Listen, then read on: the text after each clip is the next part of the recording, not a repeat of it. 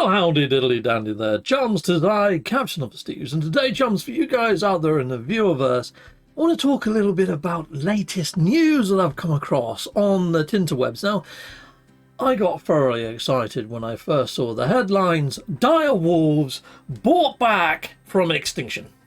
I mean, who wouldn't? I mean, that is the first steps to Jurassic Park. I guess it is. And so, you know, the chances of seeing a real-life Diplodocus or Brontosaurus, yeah, on that moment like in Jurassic Park, becomes that one step closer. So, but is it though? Is it though? I mean, I've probably got some footage playing right now of these dire wolves, and as beautiful and as cool as they are they just grey wolves that have had their DNA tinkered with to make them kind of dire wolfy? You know, dire wolves died out freaking ages ago, so who's to say exactly what a dire wolf would look like? But I thought dire wolves were huge. Now, until these actually get to full adulthood, we don't know how huge they are. So I really don't know how excited I should be getting on this. However, this same company that created these dire wolves are now moving towards making woolly mammoths. And they've already made woolly mice. And the woolly mice look freaking cute as, they really do. If they do make a woolly mammoth, now that is something.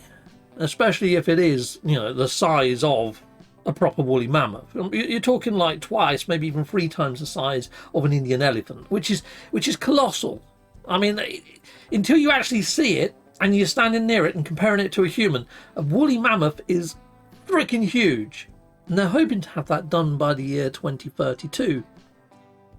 Part of me thinks, would I go to a zoo and see these dire wolves and woolly mammoths brought back from extinction? I don't know whether I would. I mean, I'm not a massive person that's an advocate for zoos anyway. I mean, I like reptile houses and places like that. I mean, a lot of these reptilians and creatures like that are fine being kept inside of enclosures. But when you're talking of things like lions and tigers that are out there, you know, apex predators behind bars, I don't know. I kind of feel that there's a line. And these woolly mammoths, where are you going to put them exactly? I mean, yeah, if you stick them in Antarctica and let them sort of breed and recolonize the Arctic, fine. I mean, it gives people reason to go to the Antarctic, doesn't it? But what are they going to eat exactly? You know, if you're bringing back these animals from extinction just to go back into extinction, it kind of feels a little bit torturous, to be fair. But, what? I don't know. It's amazing what humans can do. It's an amazing feat of ingenuity, let's put it that way. But these dire wolves, until they're adults, I don't know whether they're dire wolves. And could they bring back a woolly mammoth? And if they do, to what end? I mean, what are we going to do with the dang thing? Yeah. Is it going to serve a new purpose? Are we going to start eating woolly mammoth burgers in the near future? You know? I don't know. What's the point behind this? But at the same time, does it interest you? It interests me. It fascinates me because it brings us that one step further to bringing back Jurassic Park. But at the same time, I'm hoping it might help us with other projects, like perhaps saving the white rhino. If we could bring those back from the brink of extinction, that would be amazing. I don't know why we're not targeting creatures that are currently at threat of extinction right now and using this technology to repopulate them a little better than what we have been, you know?